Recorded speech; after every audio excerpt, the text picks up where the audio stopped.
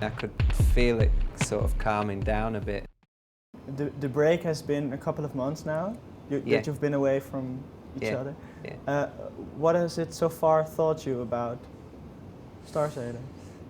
Well, I miss some of it, some aspects of it, but I've enjoyed other aspects of being solo. I think the downsides are obviously spend a lot more time on your own without your mates around you, getting on the bus and having a good laugh. But the positive side of it is that I've got a blank canvas, really. I've been involved with film scores and been writing songs for people. It's great that when someone phones up and says, would you like to come and write a song for this pop star, or would you like to do the soundtrack for this film, I can just say, yeah, sounds good.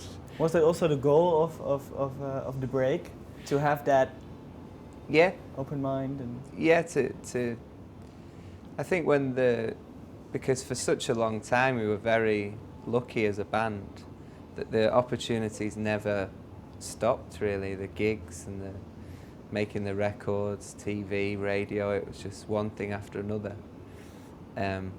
And I could feel it sort of calming down a bit and not being as consistent. So I thought, rather than struggle on with the band, desperately trying to put together tours and things, it's like there's all these doors opening for me as a solo artist, so I need to follow them, really. Was it your decision to break, or was it did you start it? Yeah, so it's sort of a combination of factors. I think ultimately it was my decision, but it was kind of helped in a way by the unfortunate situation at the record company, where they were dropping a lot of bands, and like I say, the opportunities weren't there for us anyway, so it's like either struggle on and like start playing pubs and things, or move on to other things. And hopefully if I do well and am successful as a solo artist, it can rekindle some interest in the band, and we can go back and do a Is that what you're hoping for? Yeah. That it will again? Well, I was reading a good article by Richard Ashcroft, who's in a different league to me, really. He's like one of my heroes. But he made a point about the Verve reunion.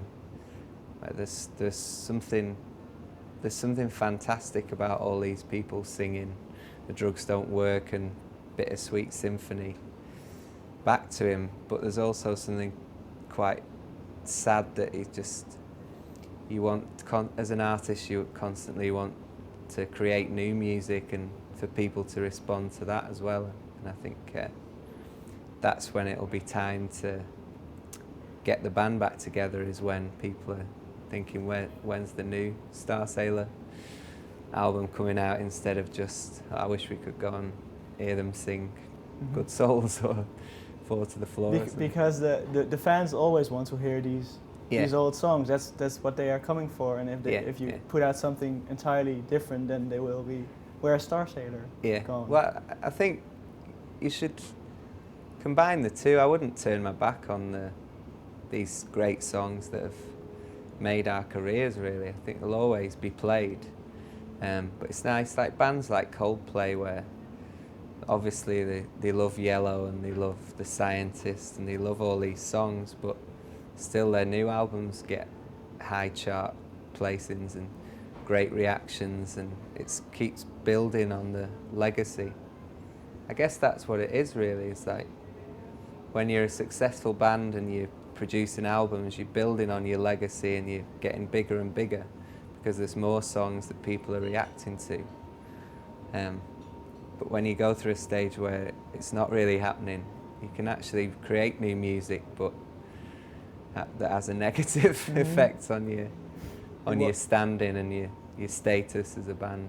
But did you and the other band members made some sort of deal about this break? Is there an ending to it?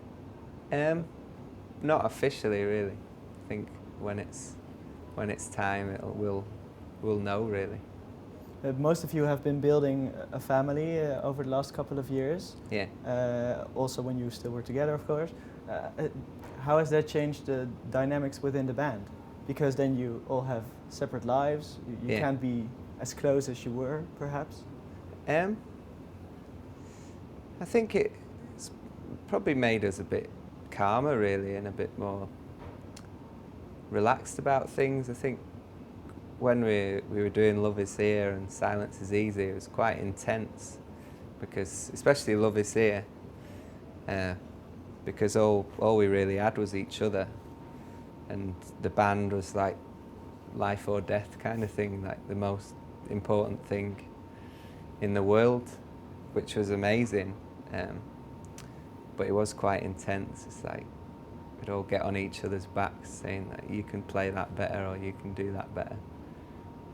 But once you get a family, you keep your drive because you want to provide for the family and make a good living, but the stress isn't there. It's like you get together with your mates and it's more enjoyable.